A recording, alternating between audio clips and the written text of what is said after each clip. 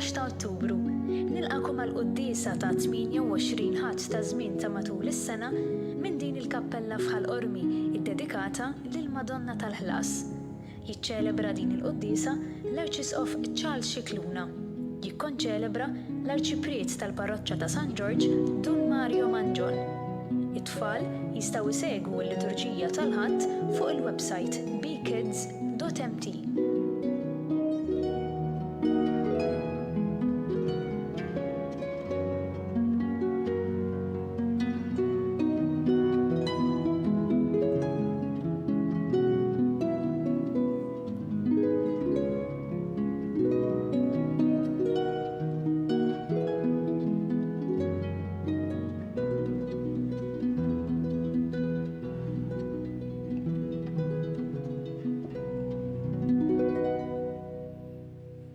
L-isem tal-Missieru, tal-Iben u tal-Ispiritu Santu. Amen. Il-paċi ma'kom. F'dan il-28 ħatta matul is-sena qegħdin nitolbu b'mod speċjali għan-nanniet. U nixtieq li f'din il-Quddiesa nitolbu ħafna lihom, mod speċjali dawk in-nanniet li qegħdin fir-residenzi wkoll u peress li huma vulnerabbli għandhom bżonn protezzjoni speċjali f'dawn iż-żmien tal-pandemija. Qegħdin fil-parroċċa antika ħafna ta' San George Ħal Qormi f'din il-Knisja antikissima. Hawnhekk kien hawn knisja għal dawn l-aħħar 700 sena u din il-Knisja għandha żgur 300 sena jekk mhux iżjed. U hija frott il-ġenju ta' Lorenzo Cafad li wkoll tagħna il-Katedral tal-Imdina. It-titlu tal-Madonna tal-Ħlas huwa titlu antik. Il-ħlas huwa l-ewnet il-fidwa tal-ilsiera. Jekk wieħed ikollu x-xorti jżur dan is-santwarju antik jirrealizza li l-ewwel kwadri ta' ex voto ta' wedijiet jirrigwardaw nies li nħelsu mill-iskjavitu, li ħafna drabi kienet tfisser li jkollok taqdef fuq ix-xwieni tal-għadu. Imma mbagħad il-Maltin bdew jiġu hawnhekk jitolbu mod speċjali in-nisa tqal biex ikollhom ħlas feliċi. Min jaf kemm nanniet ġew hawnhekk jitolbu għall-uliedhom li kienu qed jistennew xi tarbija jew għan-neputijiet. U kellhom il-barka jaraw mhux biss it-tieni ġenerazzjoni imma anke it-tielet. Ejjew fil-bidu ta' din il-Quddiesa nitolbu l-Alla li aħna jkollna sem mill-ħlas ta' vera, dak midnub. U jkollna dan il-ħlas, dan il-ħelsien permezz tal-ħnina tiegħu. Mulej ħnina, Kristu ħnina, mulej ħnina. Eħenna lina Alla li jista' kollox jaħfrinna dnubietna u jwassalna l-ħajja ta' dejjem. Glorja l-Alla fil-għoli ta' smewwiet u paċi flat lil bnedmin ta' rida tajba. Infaħruk, inberkuk, nadurawk, natuk ġie, irrodulek ħajra l-glorja kbira tiegħek. Mulej Alla Sultan tas-sema, Alla Missier li tista' kollox, mulej Ibn waħdini Ġesu Kristu, mulej Alla ħaruf talla bin il-Missier, int li tneħħi d-nubiet tad-dinja ħenna lina, int li tneħħi d-nubiet tad-dinja ilqat talb tagħna, int li qiegħed fuq l-lemin tal-Missier ħenna lina, għaliex int waħdek qaddis, int waħdek mulej, int waħdek il-għoli Ġesu Kristu. Ma l-Ispiritu Santu fil-glorja tal-Missier Alla. Amen. Nitolbuk mulej li l-grazzja tiegħek dejjem tqanqalna u tieqaf magħna u tħeġġiġna biex inkunu l-ħin kollu medija bl-emejjel tajba. Bibnek Ġesu Kristu Sidna li Alla u miegħek jgħixu jsaltan flimkien mal-Ispiritu Santu għal dejjem ta' dejjem.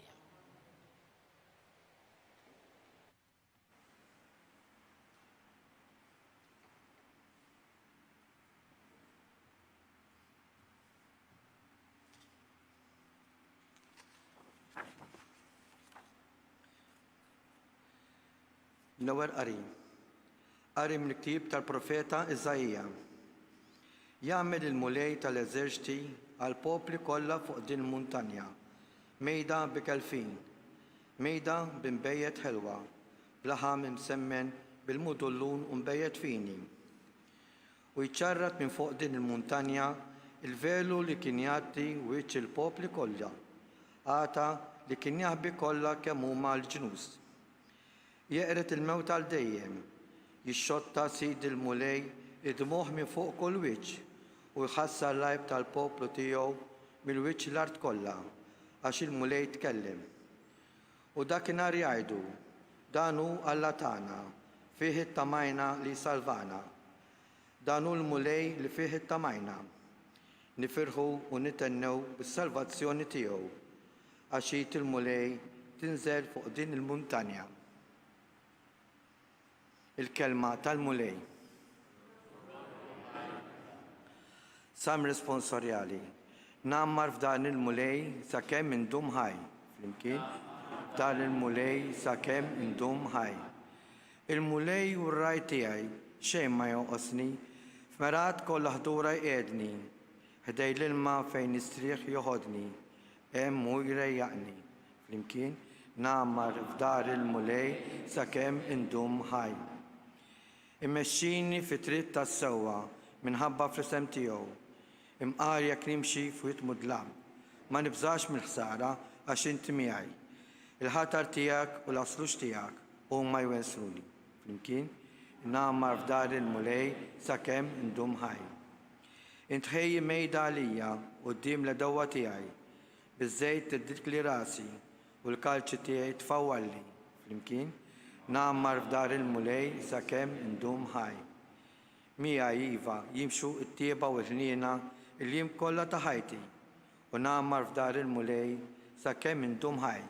Flimkien, nammar f'dar il-mulej sakemm indum ħaj.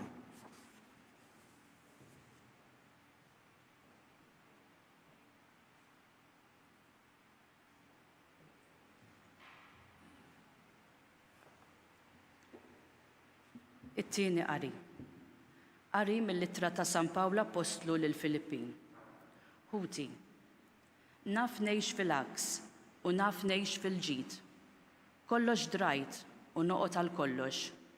Ix-xeba, il-ġuħ, il-ġid u l-aks. Għal kollox niflaħ bis-saħħa ta' dak li jqawwini. Għamiltu sewwa ħafna meta qsamtu miegħi dbatijieti.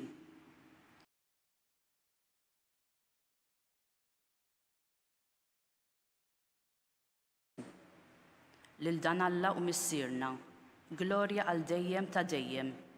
Amen. Il-kelma tal-mulej.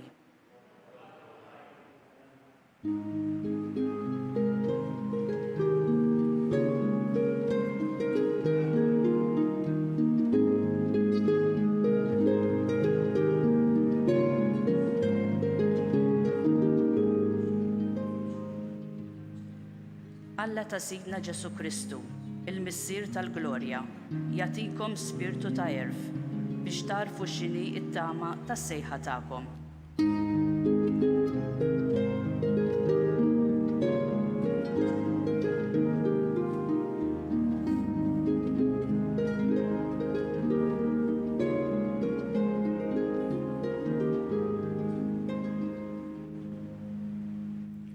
Il-mulej magħkom. Qari mill-Evanġelju skont San Mattew. F'dak iż-żmien, lill-qassisin il-kbar u l-xjuħ tal-poplu, Ġesu reġa' qabad ikellimhom bil-parabboli u qalilhom. Is-sadna ta' smewiet tixbaħ lil wieħed sultan li jagħmel festa għat-tieġ ta' ibnu u bagħat għall-mistednin mal-qaddejja tiegħu biex jiġu għall-festa, imma dawk ma ridux jiġu. U reġa' bagħat qaddejja oħra u qalilhom, ejdu lill-mistednin, ara, il-mejda tiegħi lesta, il-barrin u l-orġiela msemna diġà maqtula u kollox lest, ejjew għall-festa. Iżda dawk ma tawx każ, min mar il-għalqa, min mar għan-negozju tiegħu u l-bqija qabdu l-qaddejja tas-sultan, żebelħuhom u qatluhom. Is-sultan inkolla ħafna u bagħat is-soldati tiegħu, qeret lil dawk il-qattiela u ħarqilhom il-belt tagħhom. Imbagħad qal lill-qaddejja tiegħu, il-festa mħejja, imma lil dawk ma kienx ta' min jistedinhom għaliha. Mela morru f'salib it-toroq u sejħu għall-festa lil kull min issibu. Dawk il-qaddejja ħarġu fit-triqat u ġabru lil kull min sabu, ħżiena u tajba, u s-sala ntliet bin-nies għall-mejda. Mela jidħol is-sultan ħalli jara min kien hemm fuq il-mejda, u hemmhekk lemaħ wieħed li ma kienx liebes għall-festa tat-tieġ u qallu: Ħabib, dan kif tħaltaw m'intix liebes għall-festa? Dak tbikkem. Imbagħad is-sultan qal lil dawk li kienu qegħdin iservu: Orbtulu riġlejh u jdejh u għadbuh il-barra fid-dlam. Hemmhekk ikun hemm il-biki u t-tażżiż tas-snien. Għax ħafna huma l-imsejħin imma ftit il-magħżulin. Il-kelma tal-mulej.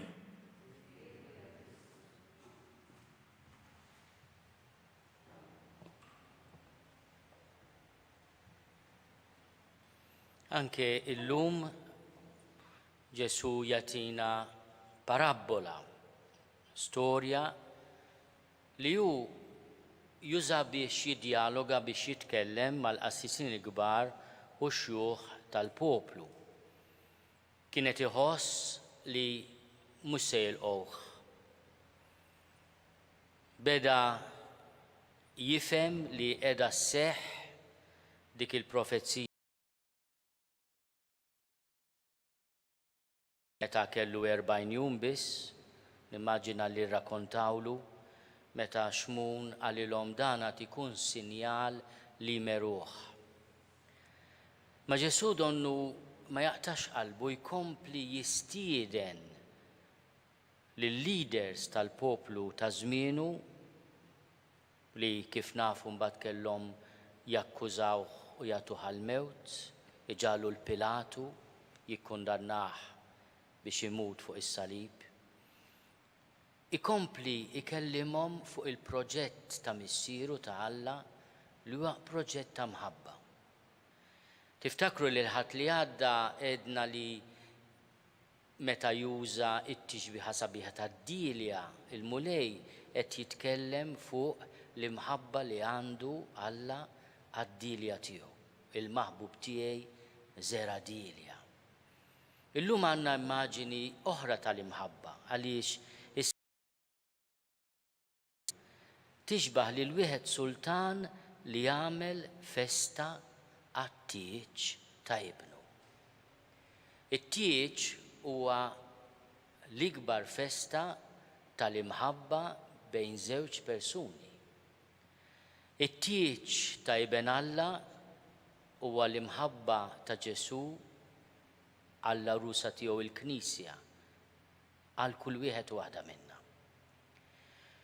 U aħna mistednin għal din il-festa tal-imħabba. U traġedja hija li il-mulej jistieden għax jirrispetta il-libertà min jistiednek qed jgħidlek tiġi tieħu sehem fil-festa tal-imħabba tiegħi. Inti għandek il-libertà tgħidlu le. U hekk jiġri.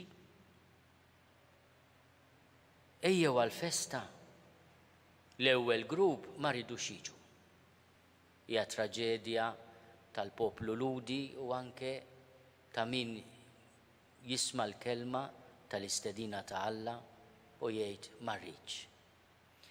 Imbagħad jibgħat il-qaddejja bħalma bagħat il-profeti f'tant sekli fil-istorja ta' Iżrael. U kulħadd medi bl-affarijiet ta' din id-dinja. Ma tawx każ. Min mara l-għalqa, min n-negozju tiegħu u min kellu reazzjoni violenti. Nistgħu ngħidu li f'dawn ir-risposti għall-istedina ta' imħabba ta' Alla nafu wkoll insibu lilna nfusna. Il-mulej ma jaqtax qalbu. Jistieden lil kulħadd. Morru f'salib it-toroq u sejħu għall-festa lil kull min issibu.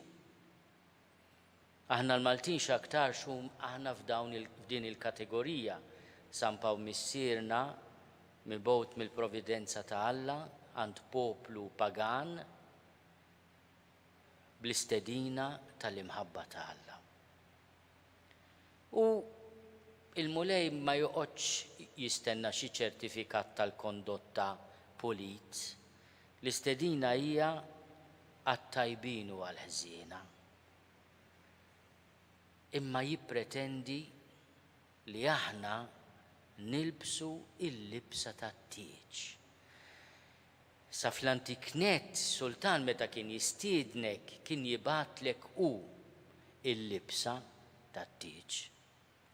U nistgħu nifhmu għalkemm mbagħad fi żmien Ġesu di drawwa nqatat li l-mulej qed jirreferi għall-libsa li ħejjilna hu. Hawnhekk iġibu ħafna trabi, in-nies mhux biss ta' Ħal Qormi, imma madwar Malta kollha, in-nisa li jkollhom ħlas feliċi jiġu hawn, jippreżentaw it-trabi tagħhom il-Madonna, jirringrazzjaw lill-Madonna ta' din il-grazzja kbira tal-maternità u tal-paternità. Nimmaġina n-nannit ukoll jiġu jifirħu b'din it-tarbija ġdida u jkollha dik il-libsa bajda. Aħna fit-tradizzjoni tagħna trabi inlibsuhom dik il-libsa bajda, anke s-saċerdot fil-mamudija jagħtina dik il-libsa bajda. Anke meta nagħmmet lill-adulti ma nagħtuhomx libsa, nagħtuhom xalla bajda għax biex noqgħod illibbes l-bies mal-laħħax. Imma dik il-libsa tfisser li Alla li ħafirlek dnubietek u jagħtik il-libsa għall-festa tat-tieġ. Issa inti tista' twarraba dik, ma tilbisix. Fil-parabbola li jagħti Mattew illum fil-kap 22 tal-Vanġelu tiegħu il-festa mill-libsa tat-tieġ li mhux għax ma kellux flus biex jixtri, għax din hija xi ħaġa li jagħtilek ir-re stess. Li aħna mistiedna għal dal-proġett sabiħ ta' mħabba ta' Alla, għandna bżonn nagħmlu l-parti tagħna. Hija li nilqgħu l-imħabba tiegħu f'ħajjitna, l-maħfra tiegħu, il-grazzi li jagħtina. Dan għandu bżonn minn għandna Alla. Li nibsu il-libsa tat-tieġ li ħejjilna hu. Hemm ħaġa sabiħa li tkun taf li stiednek u libsek. U traġedja tkun minn aħna jew ma ngħidulu le għall-istedina immaġinaw aħna fil-familji kemm stejjer. Dak ma ġiex għat-tieġ tat-tifel, dik ma ġietx għat-tieġ tat-tifla, huma biex ngħidu ħeġat li ma ninsewhom qatt u ngħid li kien jintirtu minn nisel għal nisel. X'aħna għandna dil-mentalità qawwija, jekk jiena nistiednek għat-tieġ, orrajt, almenu tiġi xinti bat li rigal. Imma xejn insult kbir. Ġifieri aħna stess nifhmu x'jiġifieri tirrifjuta stedina għal tieġ. Imma mbagħad meta għandek re li tak il-libsa wkoll ma tilbisix, mhux hekk jagħmel Alla magħna. Stedinna aħna fil-Quddiesa infakru f'din il-ħaġa meta ngħidu ħenjin dawk li huma mistiedna għall-ikla tat-tieġ tal-ħaruf, għall-ikla tal-ħaruf. F'kull Quddiesa niftakru qabel it-qarbin li aħna mistiedna u li l-mulej bil-ħinna tiegħu qed illibbisna għal din il-festa. Ejjew nitolbu l-grazzja li aħna nilqgħu l-istedina tal-mulej u nilbsu l-libsa sabiħa li ħejjilna hu. Il-bieraħ il-Papa ibbejatifika żagħżugħ meta miet Carlo Acutis fl-2006 kellu 15-il sena. Kien tifel twilet Londra minn ġenituri Italjani, trabba Milan, kien bniedem tal-ġenerazzjoni tiegħu, kien attiv ħafna anke fuq l-internet, għamel website bil-mirakli tal-Ewkaristija wieħed jista' jsiba sal-lum dan ix-xogħol. Kien bniedem normali ħobb jilgħab il-futbol, imur fil-kampanji, ħafna ritratti ta' Carlo Acutis huma fuq il-muntanji jew f'xi vjaġġ. Anke s-santa li għażlu għal beatifikazzjoni tiegħu hija ta' żużuħ normali bl-ilbies, anke il-korp tiegħu li sabuh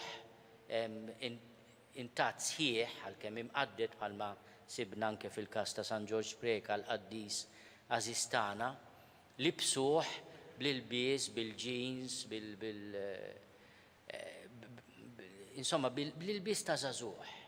Dan iż-żagħżugħ nisrani, beatu, għamel miraklu ma' żagħżugħ Brażiljan u eżempju ħafna ta' żożija ta' żagħżugħ li laqa l-istedina ta' Ġesu. Carlo Acutis kien jgħid: jiena minn ta' 12 sena skoprejt li l-ġurnata tiegħi tkun isbaħ jekk imur il-Quddies, jekk ngħid ir-Rużarju kuljum u nqer darba fil-ġimgħa. Żagħżugħ ta' 12 sena. Ta' 15 sena ġietu fuq l-lewkemija, marda mingħajr tama, u offra d-batijiet tiegħu għall-Papa u għall-Knisja.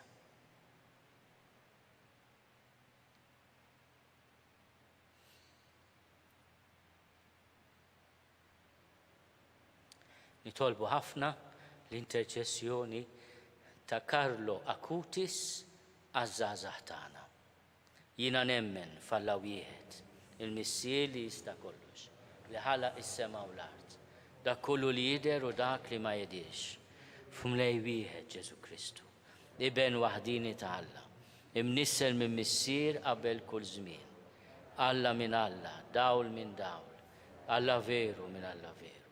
Imnissel mhux magħmul, natura waħda mal-Missier. Niżel mis-smewwiet għalina l-bnedmin u għall-fidwa tagħna. U ħal seta minn Marja Verġni u sar bniedem. Salbu ħalina bata taħt Ponzju Pilatu, miet u difnuh. U fit-tielet jum qam minn bejn l-imwiet skont il-korba mqazza. U tela s-sema u qiegħed fuq il-lemin tal-Missier. U għandu jeġa jiġi bil-glorja biex jagħmel ħaq mill-ħajjin u mill-mejtin. U s-saltna tiegħu ma jkollix tmiem.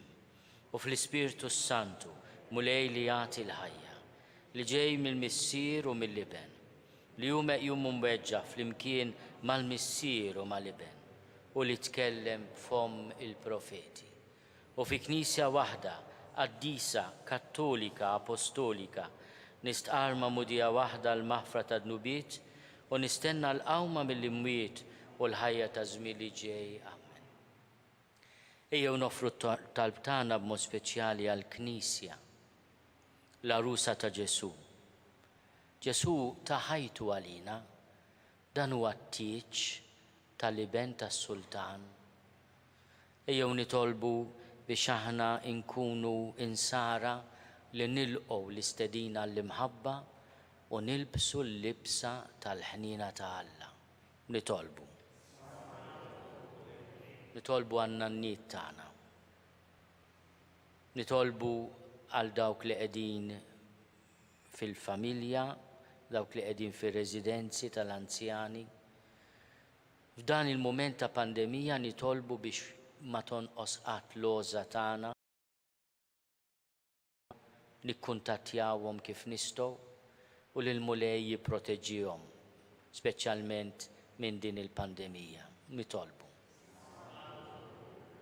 Nitolbu għaż-żgħażagħ tagħna biex fuq l-eżempju ta' Carlo Acutis ikunu nies ta' tama, nies ta' ferħ, nies li jħobbu ħafna l-Ġesu u ma jitilfu qatt il-ferħ tal-ħajja safja. Nitolbu. Carlo Acutis, il-Beatu l-ġdid, kien iħobb jikkwota filosofu Ingliż antik li jgħix 300 sena ilu, Edward Young. Edward Young darba kellu di sentenza sabiħa: aħna nitwildu kollha oriġinali, Imma kif ħafna minna jispiċċaw imutu kopji. We are born originals. Why is it that most of us die copies? Ma kienx jgħid photocopies dak iż-żmien let's min. Jiġifieri aħna ħafna drabi il-libsa li tagħna Alla tal-imħabba inneħħuha u nikkupjaw il-xulxin mingħajr ma nifhmu li Alla lilna tagħna proġett sabiħ li se jagħmlilna qaddisin. Nitolbu għal dan l-erf ta' Edward Young li Carlo Acutis fehem tifel żagħżugħ ta' 12 sena li għamel għażla u l-mulej se jaħlu ta' 15. Nitolbu għal frontliners dawk li qegħdin quddiem-nett fil-ġlieda kontra l-Covid, nitolbu għall awtoritajiet tas-saħħa l-morda għal kull min qiegħed jieħu ħsiebhom, nitolbu għall awtoritajiet ċivili, insellem anke lill-Segretarju Parlamentari Parnis biex il-mulej jagħtina għaqal u kuraġġ. Nitolbuk mulej tilqa' t-talb tagħna. Lill-mejtin tagħna tagħtihom il-mistrieħ ta' dejjem. Lilna tagħtina l-umiltà li nilbsu l-libsa sabiħa li tagħtina inti. U li żgħażagħ tagħna tfakkarhom kemm hi ħaġa sabiħa tagħmel ħiltek u tkun ħabib ta' Ġesu. Bi Kristu Sidna.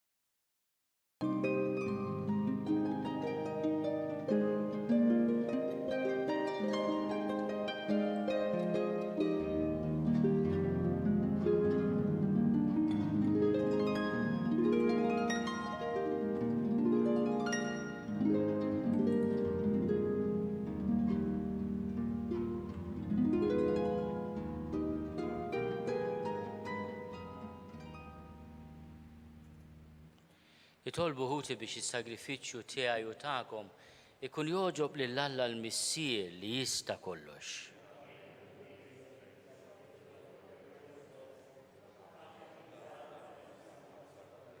Ilqa' mulej it-talb u l-offerti li qegħdin jagħmlulek il-fidili tiegħek.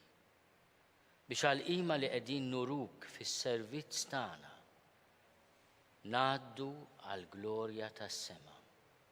Bi Kristu Sidna. Il-mulej magħkom. Nerfgħu lubna l fuq. Niżuħaj lill-mulej Alla tagħna. Sewwa u xieraq tas-sew mulej missier Quddies. Alla ta' dejjem li tista' kollox. Tajjeb u taġid tas-salvazzjoni tagħna li dejjem u kullimkien inrodulek ħajr bi Kristu Sidna. U bit-twelid tiegħu bħala bniedem ġeddet il-bniedem il-qadim. Bil-mewt tiegħu ħassar id-dnubiet tagħna.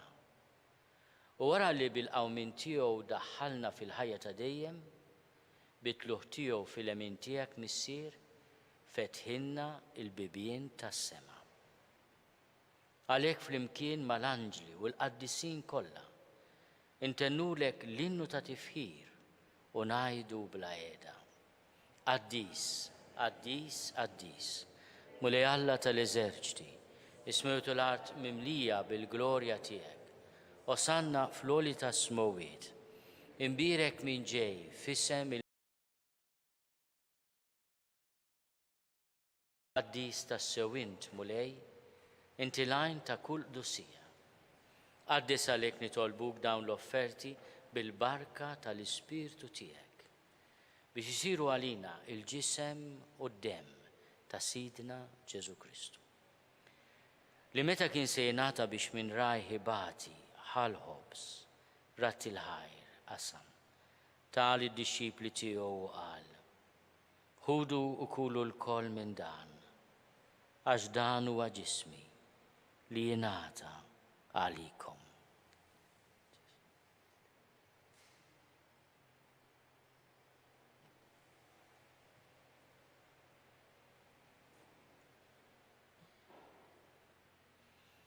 Ekk ukoll wara l-ikla ħal-kalċi reġa' ratti l-ħajr tal id-dixxipli tiegħu qal: ħudu u ixorbu minnu l-koll. Għax dan huwa l-kalċi ta' demmi tal-patt il-ġdid li jibqa' għal dejjem. Id-demm li jixxerret għalikom u għall-bnedmin kollha għal maħfra ta' dnubiet. Għamlu dan tifkira tiegħi.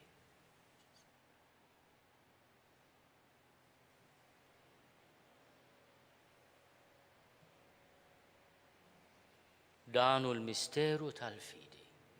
Inħabbru l-mewt tiegħek mulej, inxandru bil-ferħ il-qawmin tiegħek, nistennewk sa ma tiġi fil-glorja.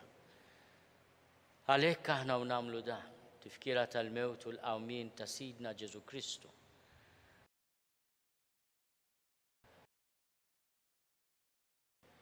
U nrodulek ħajra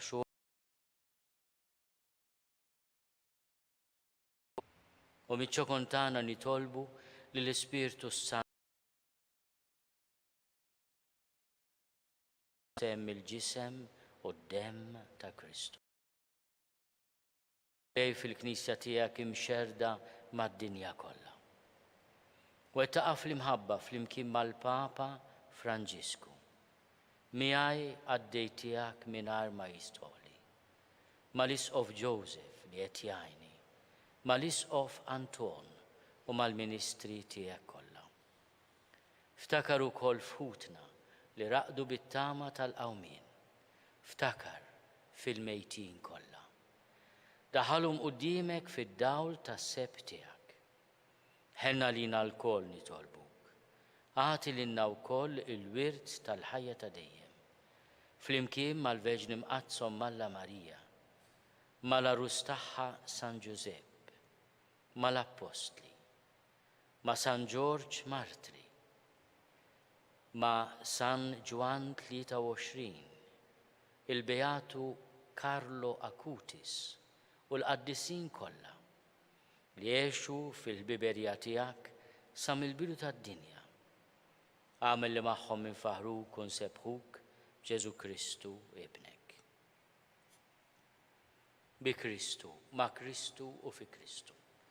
Jingħata lilek Alla Missir li tista' kollox, flimkien mal-Ispirtu Santu, kull ġieħu glorja għal dejjem ta' dejjem. Ejjew nitolbu. Ifallimna u ridna nagħmlu liben ta' Alla, Ġesu, għas-salvazzjoni tagħna. Missierna li inti fis-smawwiet jitqaddes ismek tiġi saltnatek, ikun li trid int kif is-sema hekk da fl-art. Ħobżna ta' kuljum għatina llum, aħfrinna dnubietna palma naħfru l-minu ħati għalina. La ddaħalniex fit-tiġrib, iżda eħlisna mid-deni. Eħlisna nitolbuk mulej minn kull deni. Għatina fit-tibu ħnina tiegħek il-paċi fi żmienna. Biex inkunu ħielsa dejjem mid-dnub u mħarsa minn kull inkwiet. Aħna nistennew u nittamaw ilena u l-miġja tas-Salvatur tagħna Ġesu Kristu. Mulej Ġesu Kristu li għadt lill-Apostli tiegħek. Inħallilkom is-sliem, natikom is-sliem tiegħi. La tħares lejn dnubietna, iżda ħares lejn il-fidi tal-Knisja tiegħek. Għati jaslimu l-għaqda li int trid fiha, int li tgħixu s-saltan għal dejjem ta' dejjem. Il-paċi tal-mulej tkun dejjem magħkom. Għatu l-paċi lil xulxin.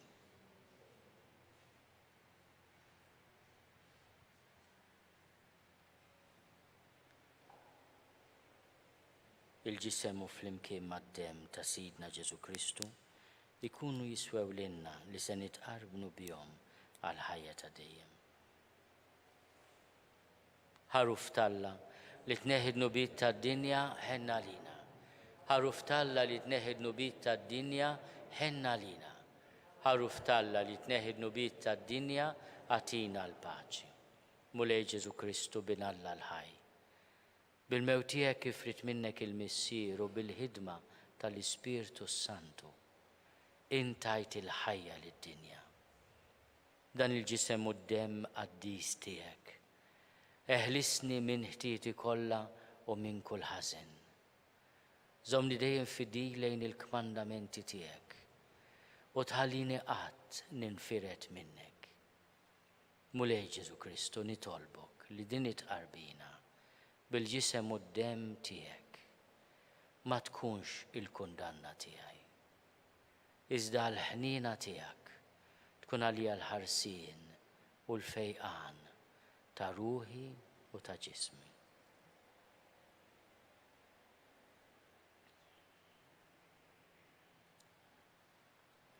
Il-Beatu Karlo Acutis kien iħobb jgħid li l-Ewkaristija għalih hija il-highway għal-ġenna. Danu l-ħaruf Talla. Danu li neħid nubit tad-dinja. Ħenjin dawk li huma mistiedna għall-ikla tal-ħaruf. Mulej ma jistħoqlix li tidħol taħt is-saqaf tiegħi, iżda jgħid biss kelma waħda u ruħi tkun infeja.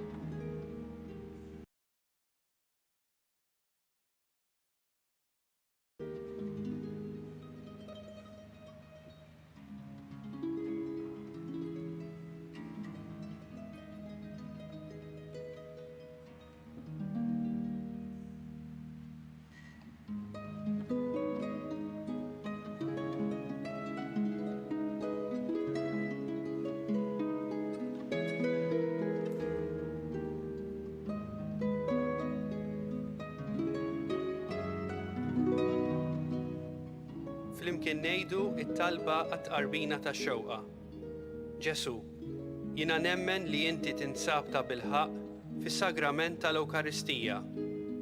Irrid inħobbok fuq kollox u fuq kulħadd. Inti taf li nixtieq nirċevik ġewwa fija.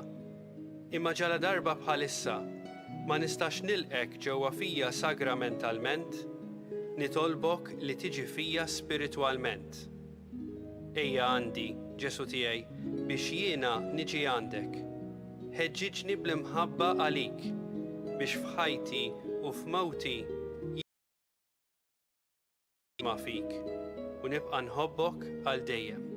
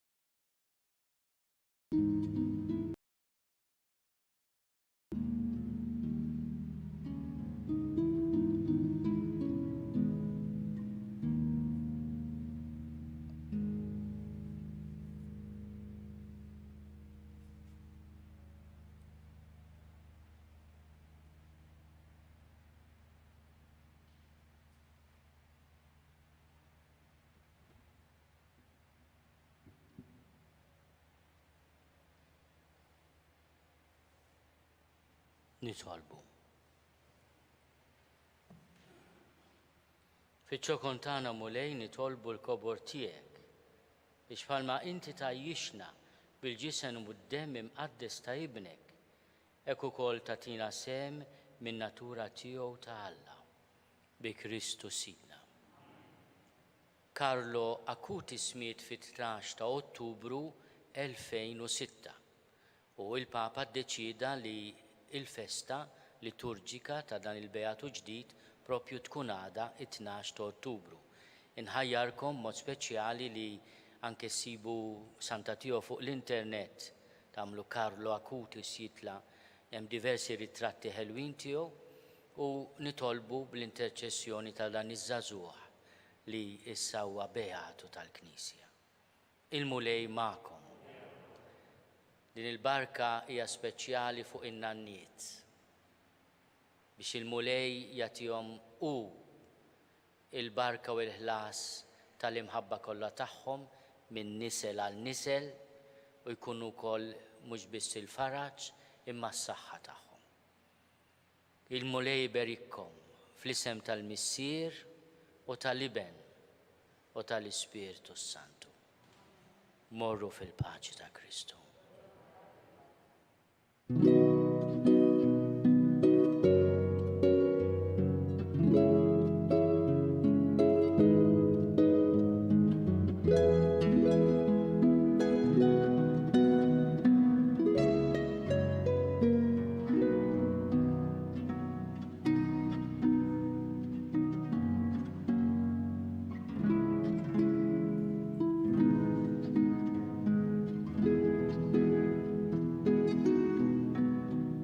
Naslu fit-tmiem din il-Quddiesa mill-kappella tal-Madonna tal-Ħlas li tinsab f'wiet is-sewda bejn Ħal Qormi u Ħażebbuġ. Din inbniet fl-1560 mit-teżorier tal-Ordni ta' San Ġwan u ħadet post kappella oħra li nbniet fis-seklu ta' qabel. It-tradizzjoni tajt li l-kappella ġiet iddedikata lil Madonna tal-Ħlas għaliex ħafna nisa li kienu jistennew tarbija kienu jiġu jitolbu f'din il-kappella. Wara twelid, it-trabbi kienu jiġu preżentati hawnhekk, tradizzjoni li għadha għaddejja sal-ġurnata tal-lum. Infakru li d-dispensa tal-obbligu tal-Quddiesa tal-Ħadd għadha fis-seħħ u għalhekk nappellaw lil persuni vulnerabbli biex isegwu l-Quddiesa mid-dar. Min jixtieq jgħin lill-Arċidjoċeżi ta' Malta tkompli l-ħidma tagħha fis-soċjetà huwa mistieden jagħti donazzjoni online jew permezz ta' ċekk indirizzat lill-Arċidjoċeżi ta' Malta. Aktar dettalji issibuhom fuq knisja.mt/donazzjonijiet. Nistedinkom biex flimkien inkomplu nitolbu għas-saħħa tal-poplu tagħna u għal dawk kollha fil-bżonn. Il-kumplament tal-ħadd it-tajjeb.